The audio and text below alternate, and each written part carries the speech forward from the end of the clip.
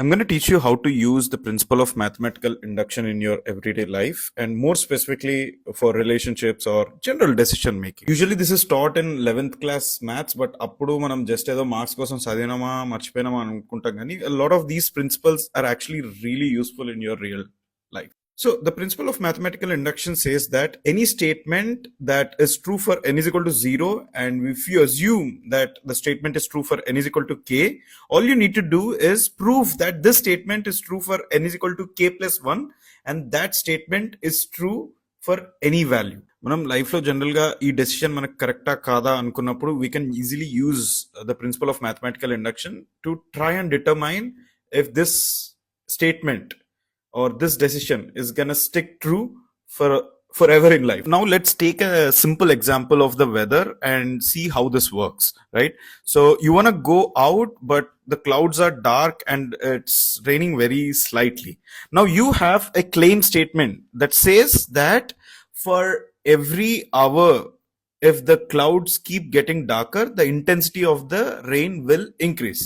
ఇప్పుడు ఇది నువ్వు స్టేట్మెంట్ ఇచ్చినావు, ఇది ట్రూవా కాదా అన్నది మనకు తెలియదు, but we're gonna use mathematical induction to figure out if this is true or not for this particular rain.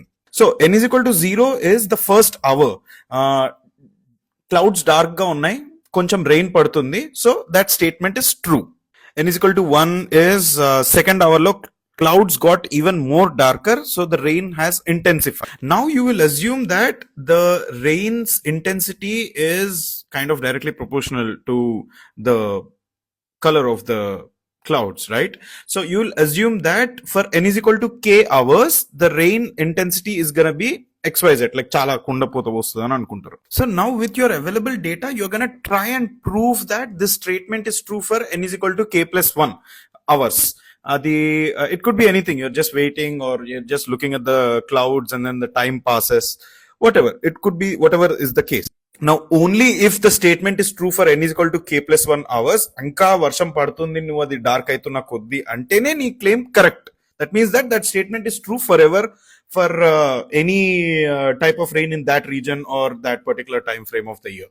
That is a very raw example, but you get the idea. How can you use the past or the similar pattern going on and try to determine the future? And not just trying to determine the future, nu anukunnadi correct ah kada ani telisipotundi. Emo n is equal to k1 plus hours lo rain agipochu. That means that your statement is actually false. So this is just trying to figure out if that statement is true or not. You can actually use this for a lot of things in your everyday life. I mean, you can take the example of relationships.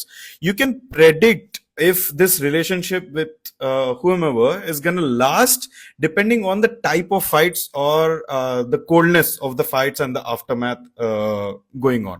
For example, you can determine the extent of which a certain fight is happening, maybe based on the tone of that person.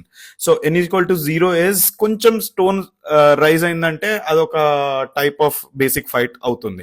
n is equal to 2 or 3 లో కూడా చూడండి, as tone increases the fight intensity increases. ఏమో you don't know, then you'll assume that okay, n is equal to k, tone increase అవుతున్న కొద్దీ fights increase అవుతుంది. Then you'll try to test them by making them talk in certain way or certain tone and see that like if the fight is really growing apart, then you'll stay true to the fact that tone increase అయిందంటే ఆ రోజు fight గట్టిగా అవుతుంది or else intensity ఎక్కువ అవుతుంది. Now you can use that to either escalate the fight, de-escalate the fight, whatever your goal is, but you can do a lot more with this if you keep thinking about it. Next time I'm going to do a video on Bayes' theorem and how to use it to update your own everyday belief system with the new information that keeps coming to you.